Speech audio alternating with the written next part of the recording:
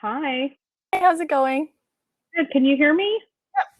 Can you hear Okay, me? good. I'm AirPods, so sometimes I know they can Yeah, act funny. no worries. We'll just wait till 1:50 to get started to make sure everyone comes in from the past. Okay. Yeah. And should I be trying to share my screen now with you to make sure it works, or we think it's going to be fine? I mean, you can test it quick now if you'd like. Um, Yeah, let's try that. yeah.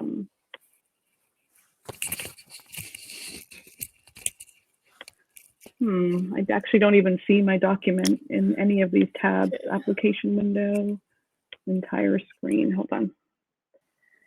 Let's go here. Can you see my screen? No. If Okay. I can message.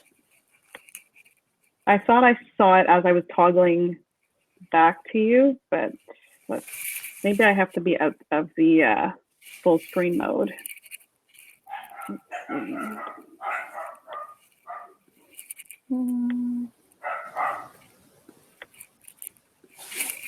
That's strange. Let me just message Sarah. Yeah, I see the entire screen says like there's a split screen of you and I, then an application window and Chrome tab. I don't see Oh, anything in okay. there. Let's see.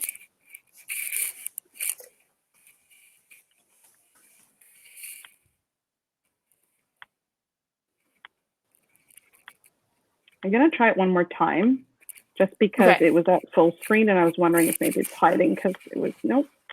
I don't see anything. Okay. We'll get some assistance from Sarah. Yeah. I think it's to do, with, I think she has the access. Oh, she has the access, maybe. Yeah, I think she does. So Okay. If just... not, I had sent Vicky my presentation last night, so she has a copy of it. Okay. If there's a backup plan to maybe have you run it or whoever's behind the scenes, happy to do that as well. Oh, here we go.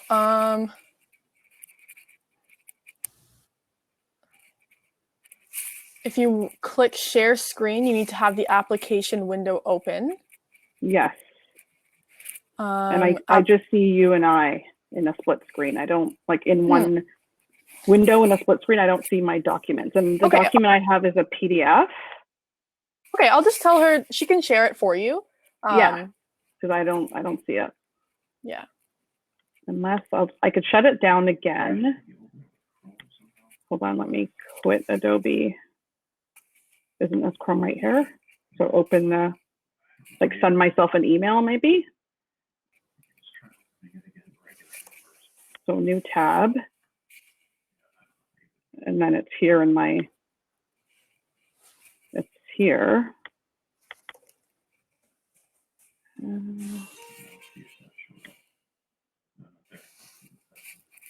Yeah, the session is here. I don't see anything. New tab. Yeah, try sending it to yourself and then open it up. Okay. In your email in Chrome somehow.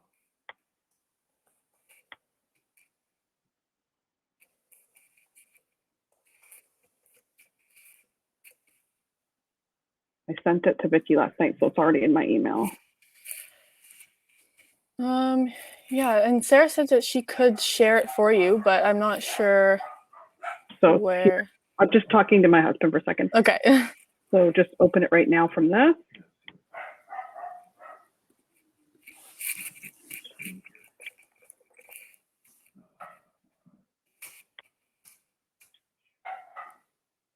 Click on the three dots. Open a new window. Oh. I'm going to share it for you 1 second. I'll just bring it up if that's going to help you. I'm just going to try one more time because we just tried to do something different. Okay. It's easier if you can share it. So if you can get it to work. Is that it? That would be great. Okay, can you see the presentation now? Yes. Okay. Okay, I'll close my window. I'll leave and I'll leave you to it. We're trying to figure out how we can hide the thumbnail. What? Oh, do you have the option if you go in the top left corner to go full screen? We're trying to figure that out now. Hold on, just give me a second. Okay, is that full screen now? Or can you Yes. still see my? If you Is it move your full screen or- mouse to the middle, You can still see this. Oh, you can still see the top? Yeah. Oh, we're so close. What's this? Rotate. The 3 dots, maybe 2-page view. Nope. Just double click on it. Double click on what? Yeah, we're not seeing something that says full screen here at all. Yeah, I don't know if you can do it. Yeah. Can you hide all? Start hiding these bars.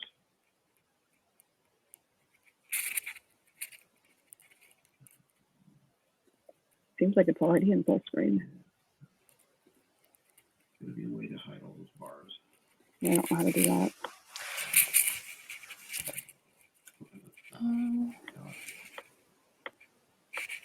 Yeah, I think it looks okay, and you can just scroll. It's just the tiny little top bar that we see anyways. Yeah, I decided it's so weird that there's no like button to say go full screen. It's a little bit strange. Yeah. This, okay. What's that? This one? Okay. That gets rid of that at least.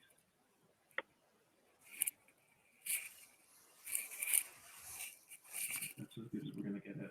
Okay. So does that look a little better? Yeah, that looks good. Okay, yeah, that's the best we can get it. Okay. All right. So No I'm a worries. little nervous of like coming off of sharing my screen. You want to I just? hope You can just. I hope it's going to stay leave it the up. same. Yeah, you can just But leave it up I'm not for sure now. if could the attendees also see me as well, or no? Yeah, I'm pretty sure everyone can see your screen and us in the bottom here as well. So I'll just do my introduction for you, and we won't close that just in case.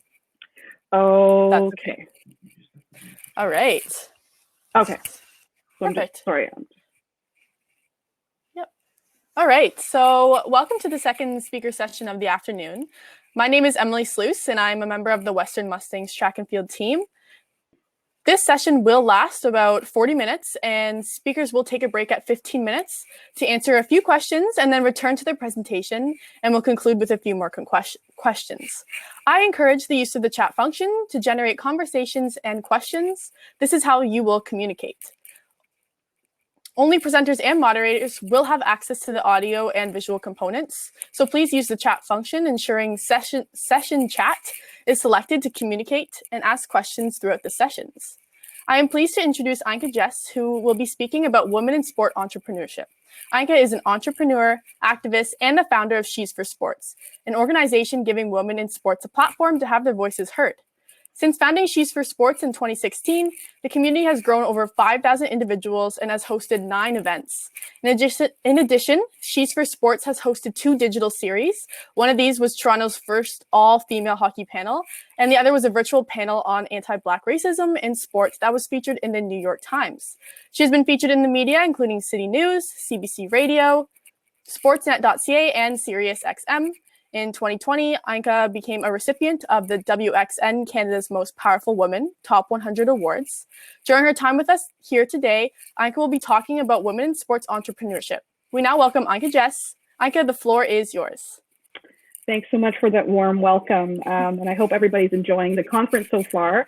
Thanks for tuning into my talk today about sport and entrepreneurship. When I look back at my journey after graduating from university and building a career in media and corporate comms, there was this consistent thing in the back of my head that one day I would use my experience, my talents, and my education into helping women and girls. The thing is, at that time, I didn't know what it was going to be or what I was going to do to support and empower women and girls. But in 2016, I got my answer through She's for Sports. So my talk today with you is going to be looking at entrepreneurship in sports, some of the things that I've been focused on building She's for Sports, talking a little bit about why passion is probably just as more important than revenue talking about collaborating with partners and organizations that align with Schuster Sports' mission, and just my journey again as being a startup and a business owner for a sport organization. So I'm going to share my screen with you, and I hope it's working. You guys will put in the chat if you can't see anything. You know, the big question I asked myself when I started Schuster Sports is, what can I do about it? What can I do to drive inclusion and equity for women in sport? And the why and the purpose came from conversations I had with women in sport, colleagues who worked in the industry, friends who were fans of sport, who said they loved sport, but sport didn't always love them back the same way. Women who said the environments that they worked in sport were sexist, that they weren't getting promoted.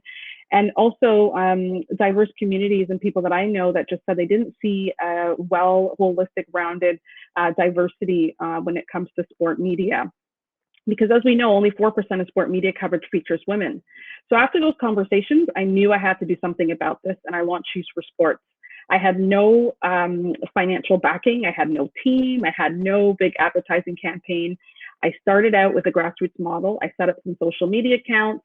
I developed content to amplify the contributions of women in sport, and then went into events a year later. So it was the contributions of my skill sets and resources that I had to try to move the needle on equity for women and girls and diverse people in sport. Some of the key things that has helped me as an entrepreneur in terms of focusing is looking at the industry in a whole, looking at some of the gaps, thinking outside of the box and looking at what wasn't there before. As I said, Schuster Sports launched in 2016. We are Toronto's first speaker series to highlight the contributions of women and diverse people in sport. Since we last talked to our moderator, we've produced 11 events and we've held 2 speaker series.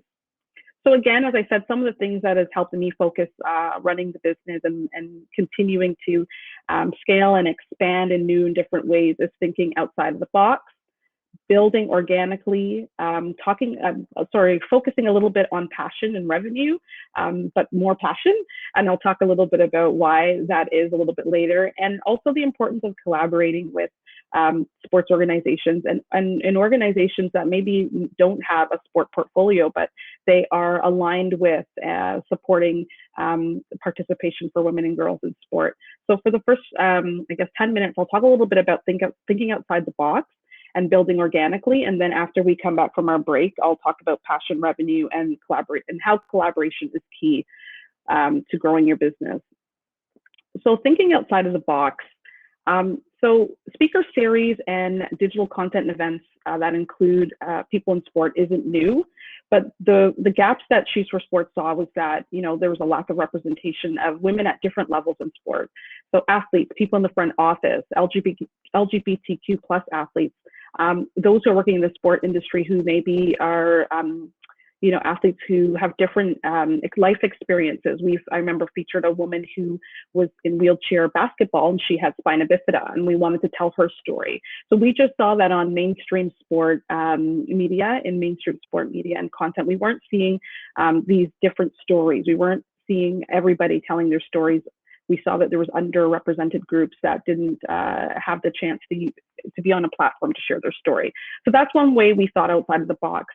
Another way was, as I said, sometimes as an entrepreneur, you don't have all the pieces of the puzzle sorted out yet. You may not have a team. You may not have, an event space, but you have to start kind of grassroots thinking, reach out to your colleagues who may have run events before, see how they did it. There's so many tips and best practices if you just do a quick Google search, but I would say definitely lean on maybe people that that have been in that space before and hear their advice and hear some things that didn't work and hear some things about why they're successful. So, Schuster Sports started really small. I mean, up to this day with our events, we work with a great volunteer team. I pretty much wear multiple hats, and if you're planning on getting into running your own business, that's definitely an experience that you will have. You could be the person doing social media, helping at events, and also sitting down with companies and working on contracts for partnerships. So be flexible, think outside of the box. There are a lot of great platforms already out there, but if you're thinking of starting a business in sport, think about what's not there. Talk to your community and your colleagues to say, what would you want to know about with sport? Are there any resources that are not out there that you would want in sport? And see if there's a way that you could figure out how to solve that challenge. Because a lot of entrepreneurs see the challenges and the gaps out there, and they are successful because they are coming up with solutions, creative and innovative solutions to, help communities grow, to bring back the communities representation and these women who have so much knowledge of all the fields that they've been in through sport to share with them. So I would definitely say thinking outside of the box is key to how She's for Sports has grown. The next thing I'll talk about is building organically. That's one thing that I think has grown She's for Sports in the right way. Some people might want to have, 10,000 followers on each platform on day one. And we didn't have that. We started small. We started, posting really good content. And you do some analytics with your social media to see what content is resonating. We've run contests. We've featured people like Sarah Nurse in the corner there of that one tweet. And we celebrate women in sport. And we, talk to our community about their achievements. We talk about issues that are hard to talk about, like diversity and race and anti-Black racism in sport. And there was a lot of conversation that grew out of some of our events that continue to expand on Twitter and our Instagram and our Facebook page. So I would just say when you want to build organically, I started with a Facebook and Twitter account. I would definitely say make sure if you're going to open a social media account that you have the resources to continue conversation, continuing to generate content and posting, because if you are starting to build a community, they want to come back and make sure that they can follow along with all your initiatives that are going on, follow along with the conversation. And if there's a break in the conversation or you're not posting for like a month, you could lose your community because they've come to you for trusted information and they need consistency when it comes to content. So at the time, I only started out with Twitter and Facebook, and then we expanded into Instagram. And only this year we expanded into TikTok. So, we're taking it slowly, but that's our business model. As I said, it's a grassroots approach. But I think when you have a grassroots approach, you're able to kind of build your community, like just from the ground up and really hear what they have to say, get their comments, involved into your social media content. It's a two-way exchange and it's a two-way conversation. So to this day, last year we had 1 million impressions across our Twitter account. And as I said, we're also on Facebook, Instagram, and Twitter. And between those 3 accounts, we have about 5,000 plus in our community. So don't get deterred if you start your organization in sport and in the first 3 months you don't have a lot of followers. You have to kind of build that. And you want to have people who are talking about you, retweeting you, and really trusting that, your content is something that they align with, and they're going there for information and an opportunity to engage with you. There's a lot of things out there with bots and people buying followers and stuff, and you don't want to get into that. You really want to have a very close and trusted and authentic community group. And sometimes when you build your community, most of the time, your community will start, sending you DMs and telling you about other great guests that maybe you could potentially have on to feature or at your events. And we've had that many times. People will just send me a DM and say, hey, I've been following She's for Sports. I know of this great person in sport who is exciting, and maybe you can follow them and have them on your next event. I've also actually 2 months ago spoke to a woman in India. So I never even thought when I started She's for Sports that I would be able to just kind of talk to somebody in India from my living room in Toronto who's following us on social media. So social media has a great opportunity to expand your brand in a global way that, with any other platform, you probably wouldn't be able to do that. So we've had a lot of success with just building organically in that way. With that said, do you want me to take a break now? We can answer some questions now, if that worked for a break in your presentation. Yeah, or did you want me to go on for 5 more minutes? It's up to you. I'm you not can sure go where on. we are with the time. You can do 5 more minutes. That'll work. Okay, that works. Okay, so also, as I said, the next 2 topics will be passion, revenue, and the other one. So just touching a little bit about building organically, and maybe I'll talk about pivoting, as a grassroots organization. So as most of you know, we had, two pandemics last year, COVID and anti-Black racism, and it was a very trying time for a lot of businesses, a lot of sports organizations who might have had a lot of things already planned in the works for, physical events. So Shoes for Sports, just to rewind, we started off with social media and digital content in 2016, and then we expanded to events in 2017. And all of our events up to that time, up to the time COVID happened, we were holding all our events in physical locations. We were meeting with our community. We had opportunities for them to network with our panelists. And some of these women are women who, like Dr. Jennifer Welter, who's the first woman to work in, be an NFL, work in the NFL as a woman, as a coach. We've had a woman who's working in the front office of an NHL company, an NHL team who's in data analytics. So we're really able to bring in a lot of different women in different levels. We've featured many athletes and Paralympic athletes as well. And, it's very important. It was very important for us when COVID happened that, as much as we were building organically digitally and we had our physical space, you as an entrepreneur have to kind of pivot at times when there's disruption. And we pivoted to our digital series, and we were able to partner with Canadian Women's Sport and Sport Canada to produce 2 digital series.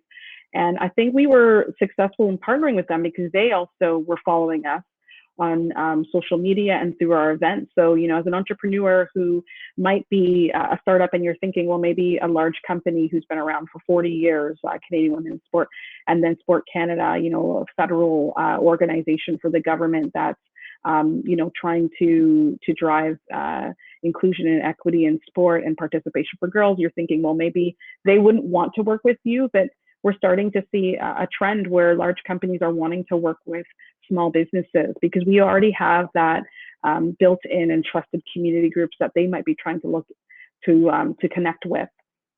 We have our ear to the ground on what are some topics that our sport community wants to talk about and how do they feel about it.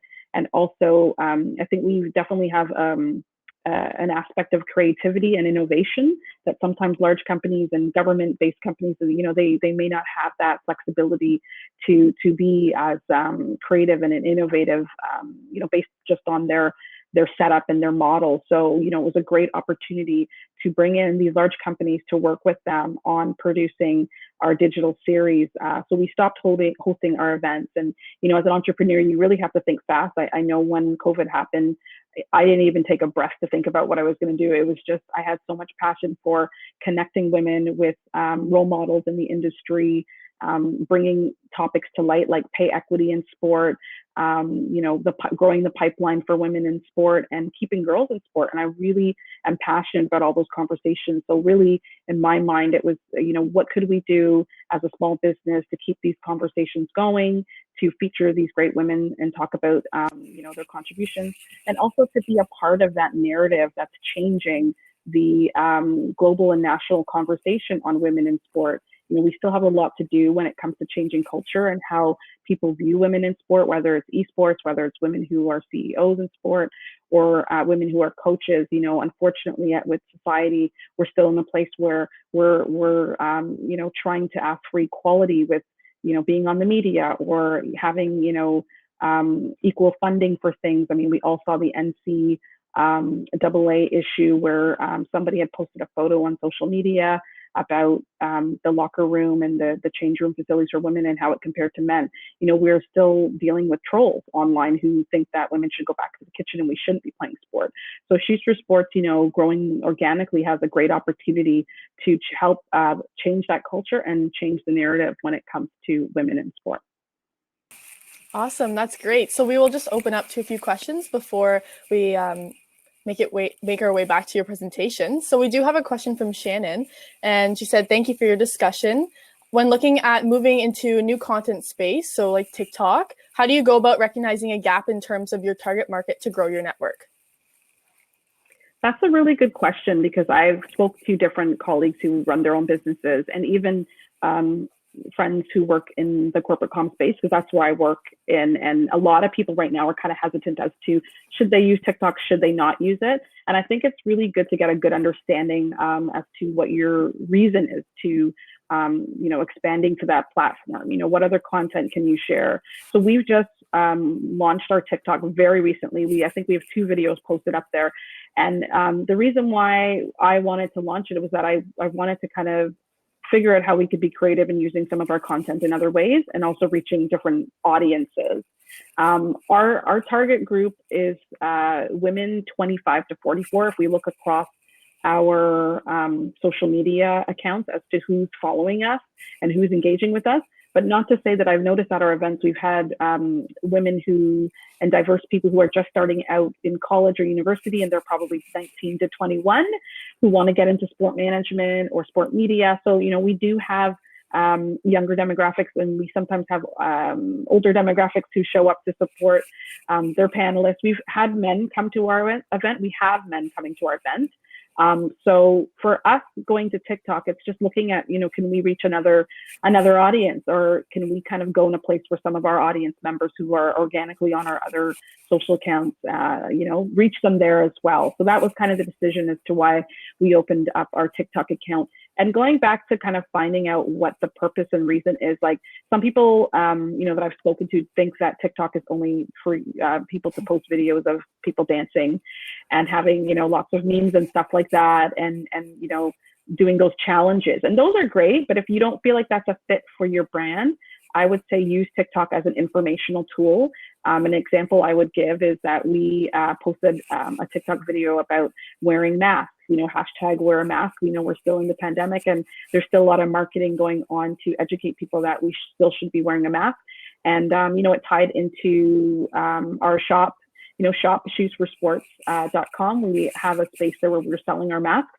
So it was twofold, and it was a great, awareness campaign to continue supporting, Health Canada and the government's push to keeping us all safe during COVID. So we used that opportunity to kind of create more awareness on our, being healthy and safe during the pandemic, but also twofold with encouraging people to buy a Shoes for Sports mask. Yeah, that's awesome. I think it's so important to grow with, how social media grows. We have another question from Vicky saying, how many people does it take to start a viable business?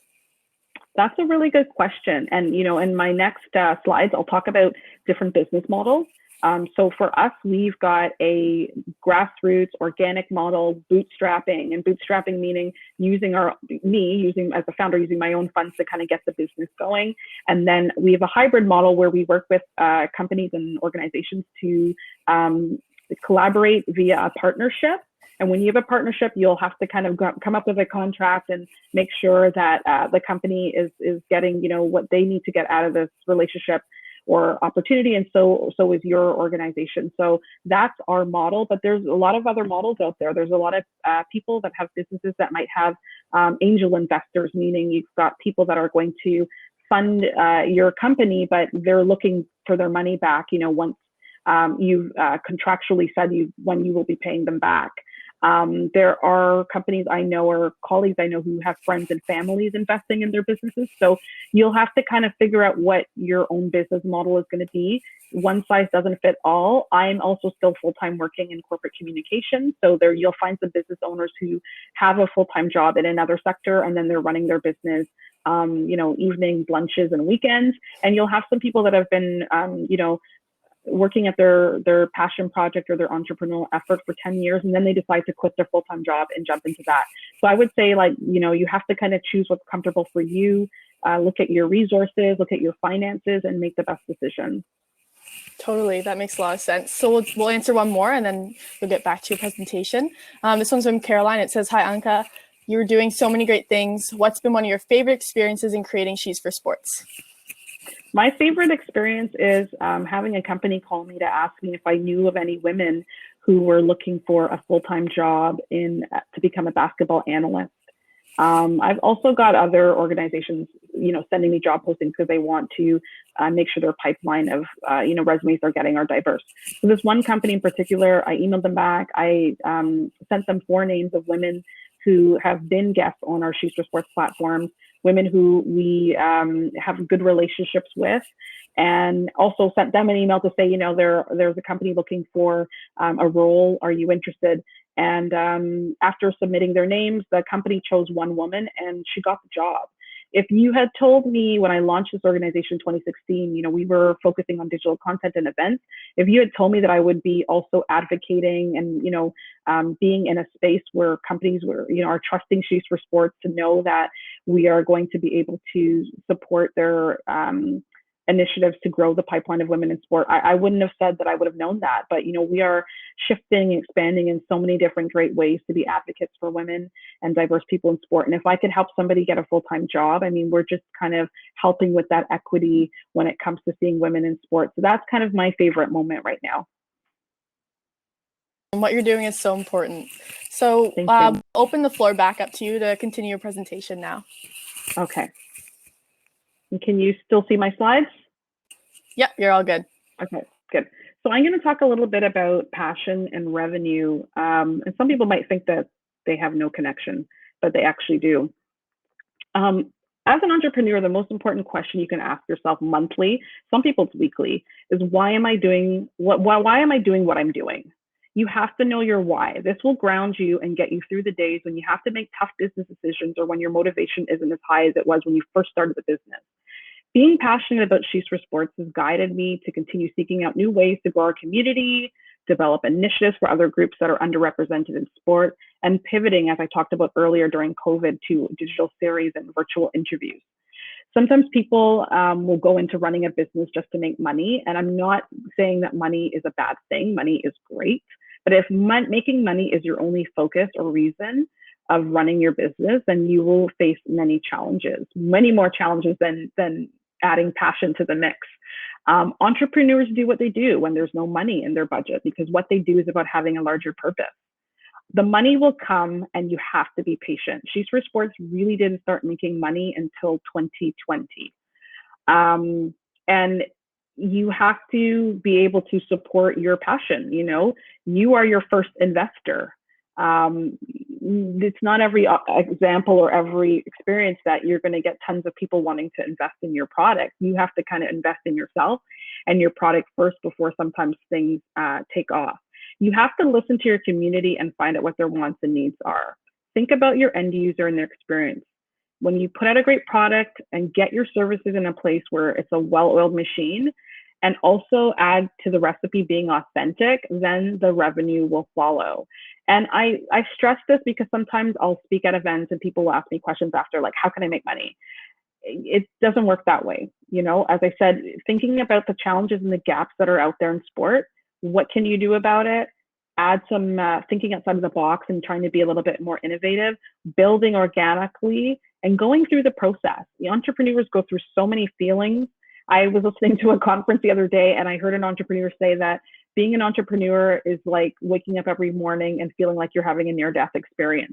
That is a bit drastic, but I think there are some entrepreneurs that feel like that every day. And if you don't have the passion kind of behind it, the drive, the motivation, the days when you're just yourself you're not feeling motivated. And we know COVID also has increased a lot of challenges with mental health. We all go through good days and bad days. If you don't have the passion and you don't have your why in a solid place as to why you're doing this, it's going to be really hard for you to walk through your journey as an entrepreneur in the way of heading into the direction to make revenue if you don't have your why. Your why is your story. There are many times when I have to give interviews or people ask me to be on panels. You have to be able to effectively share and passionately share why you launched your business. And, I could always go back to wanting to give women and diverse people larger voice in sport, wanting to see that representation grow when it comes to sport media, and also the equity piece, growing that pipeline for women and girls.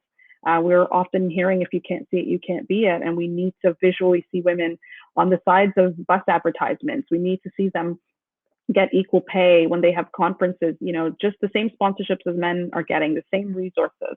We need to stop seeing women's programming being cut, So we've still got a bit of a long way to go, but I would say if you have passion about what you're doing, that's when you will start to see the revenue coming. And I would also say, be careful with, what business model you're going to choose, and make sure you do a lot of research. There are some businesses when it comes to revenue that do crowdfunding campaigns. And I'm sure you've all heard about Kickstarter and, community funding, where you put up a Kickstarter or GoFundMe account, and community groups and people that are aligned with your mission and values, who support what you're doing, will, add a donation and fund your Kickstarter campaign or crowdfunding.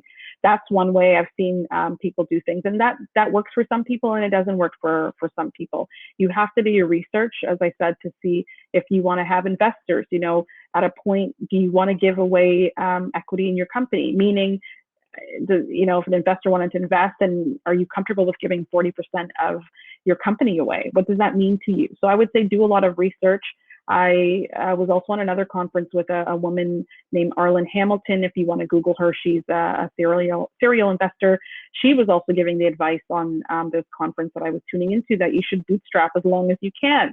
And that's kind of a model for some people. And as I mentioned about bootstrapping, you're funding your enterprise, you're kind of putting in the resources and the funding that you can, and then working, as I said, potentially through partnerships or ways that you can gain revenue to keep your company going and growing. And there are some people, as I said, who other people invest and then they own some of your company. So I'm not really here to tell anybody what revenue model to choose. I would say do as much research as you can. Talk to people around you at work and your community groups who may know a little bit more about business. There are so many free courses online. I think one was called Startup Bootcamp that one of my colleagues told me about. There's so many books to read. So I would definitely say, sign up for podcasts or, programs online that could be free. I know the City of Toronto has an entrepreneurship program. Look for those things online and see where you can get the most information. But that's sort of my take on passion and revenue. You really have to have your why down. That will drive you every day. Your why and your passion, those are part of your goals.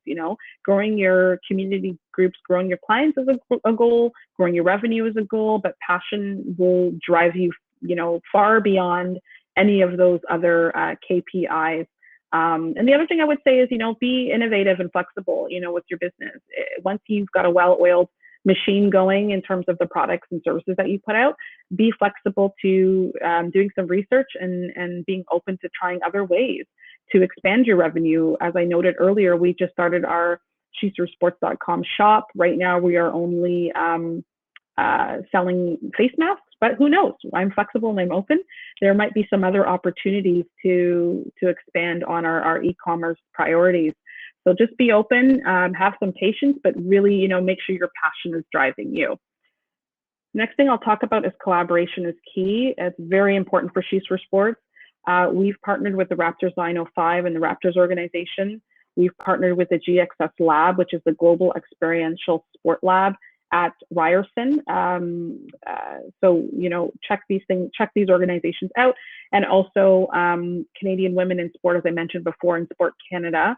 We've also collaborated with the Hockey Hall of Fame as our venue partner for one of the events that we held, which was called Hockey is Her, where we featured probably Toronto's first diverse hockey panel with women and LGBTQ+ guests on our panel, which I know one of our guests, Christine Simpson, who's a broadcaster on Sportsnet, said she's never seen that lineup before, just, all women in the LGBTQ+ panel speaking about sports. So it was a great opportunity to be the first in that, and also try something unique in Toronto and have those voices heard. I would say, when you're looking to work with a partner or a sponsor, make sure that your mission and your values align with their values. Never just work with an organization because they're signing a check for you, because when you start getting into signing a contract with them and start understanding what they stand for, what they stand for might not be what you stand for. And you have to be very careful with your brand, right? Your brand is pretty much everything. It's what people see out there. It's what people know about you. And it's how your community trusts you when they know your brand. If you're aligning with a company that doesn't have a good brand or has some shady tactics or, isn't really doing the work on driving and moving the needle on equity and inclusion, your brand could suffer as well, because now you're aligned with that brand. You're putting things out publicly, you're telling people you're working with them. So do your research as to who you want to work with, make sure their values and mission and what they're doing aligns with what you're doing. And, the Raptors have obviously been leaders in diversity and inclusion with their the employees that they hire, with their coaching staff. We all know we've seen women in the Raptors organization as working in operations, working as coaches. We had Brittany Donaldson as an assistant coach to the Raptors. We had her on one of our panels, and so forth. We know they're really driving inclusion with that organization. And GXS Lab, the same way, they've got great students who work with them from different backgrounds, and students in different sports management, sport media courses. The woman in the photos, Laura Walzak, she's the director of the GXS Lab. Canadian Women in Sport have been around for 40 years, doing great things to, move the needle on inclusion and equity, keeping girls in the game. So it really aligns with some of the things that we want to do with Shoes for Sports. So I would say, work with companies that align with your mandate and your mission and your values. Work with companies that you're going to have fun co-creating new experiences and new initiatives with. And we're still looking to work with other organizations nationally and globally. So stay tuned to find out who else we're going to be working with. But take this very seriously, who you partner with. It's almost like when you're on a team, and in sports, you want to make sure your teammates have your back, that you have your back, that you have the same goals, and you have the same understanding of what your output is going to be, and you trust your teammates to work through some challenges if you have problems. So I would say take that same method when you're trying to find somebody to partner with. And we're all in this together, trying to advance equity, inclusion, in sport for women. People have been in this space doing it for years and years ahead of Shoes for Sports. What we're finding now for us that's important is combining our skill sets, combining our brand, combining our unique services that we put out there with larger companies, with organizations that want to do the same thing, and just finding a way to keep moving that boulder up the hill when it comes to equity inclusion. It's not one person's fight, it's a community challenge, and we're happy that we're able to be a part of it. Do you want me to stop there to take some questions?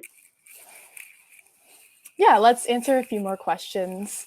So we'll start with Caitlin. So it kind of goes along with what you're just talking about how do you ensure your organization stays true to your core message and values when you're growing and evolving at such a rapid rate?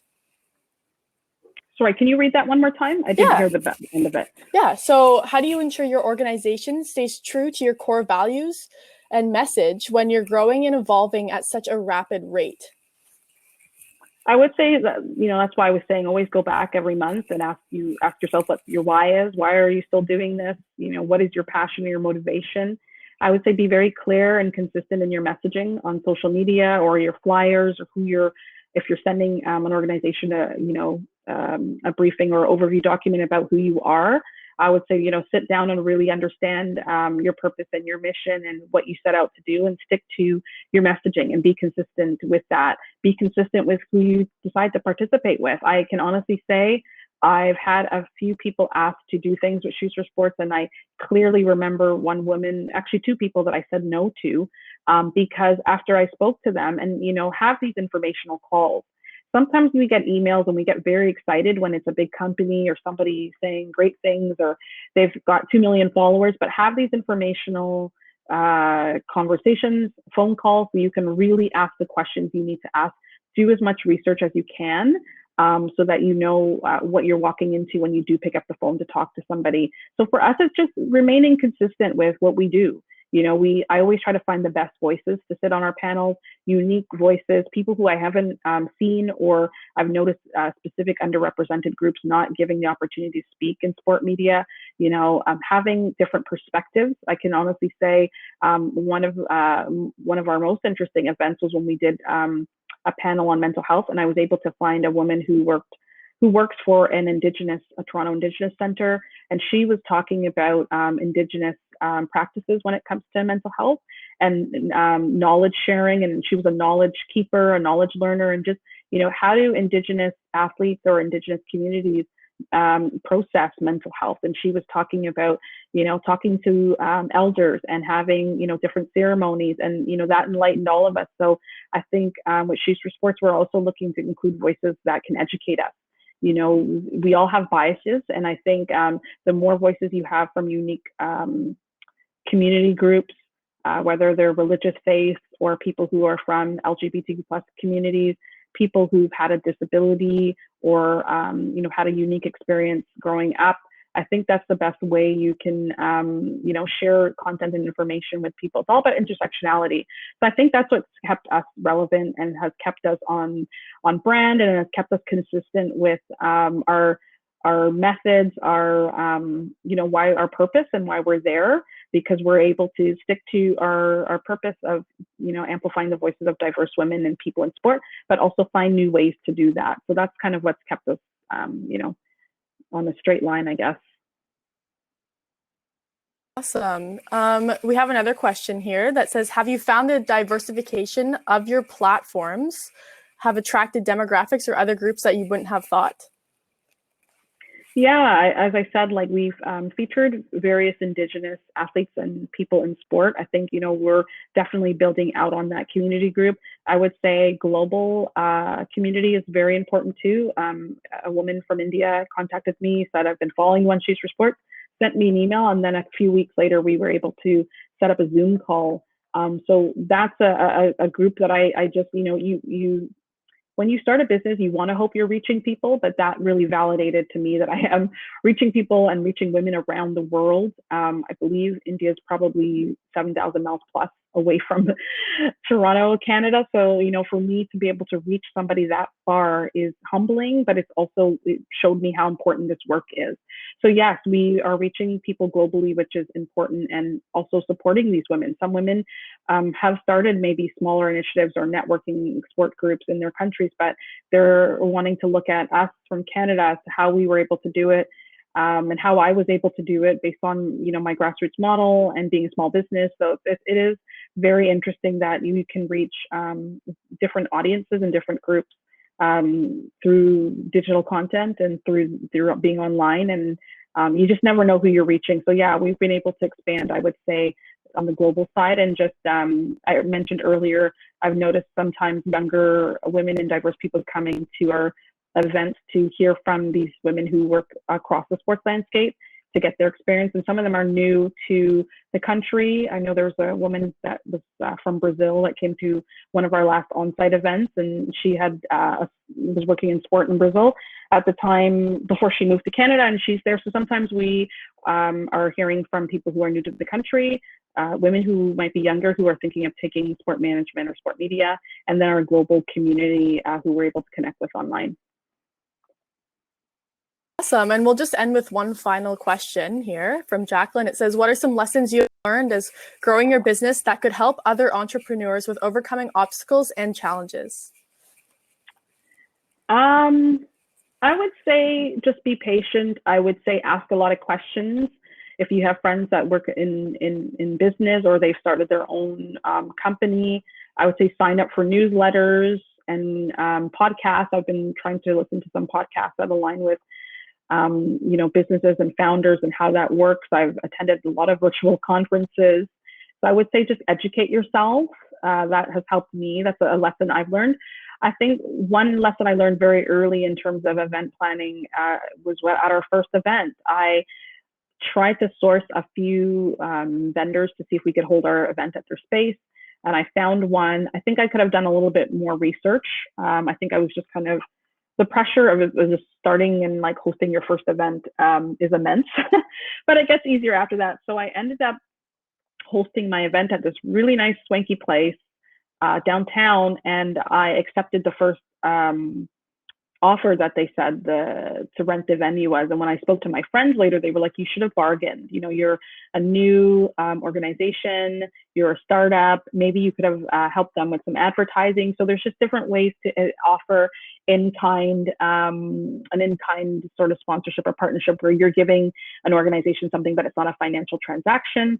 So I possibly could have given them some advertising or, added their logo on the flyer, and maybe the price would have came down a bit. So I would say, don't jump to the first price somebody gives you when you're trying to, use vendors for your events. Do some more research, ask around, and just see if there's a way that, you can support them, and then maybe possibly have, work around some sort of a budget. So I would say that's kind of an early lesson that I learned. I would say don't compare yourself to other business owners. That's one that entrepreneurs kind of have to tell themselves daily. There's a lot of, sometimes you have imposter syndrome. Sometimes you're looking on social media at your competitors or other people in the same line of work you're in, and you're seeing like they've got more followers than you, or they were able to book like a star sports guest. I would say like stop comparing and really go back to your why and why you're doing this, and find ways to continue to provide interesting content, a unique point of view to your followers and your community. And the big guests will come, because we've had quite the big guests, and we also have guests who are at different levels of their career. And I think it's important not to only focus on the star names, but focus on people who are still kind of growing in their career. So that would be some of my advice that I would give. Yeah, those are really important to keep in mind. So thank you so much, Ainka, for sharing your experience, knowledge, and for inspiring us. Your passion that propelled you into the world of sport, along with the important gaps She's for Sports addresses, is so amazing. So now everyone, you can exit and go to the sessions button to click on the next live event, which will begin at 2:40. Bye, everyone. Thanks for Bye, thank having you. me talk today.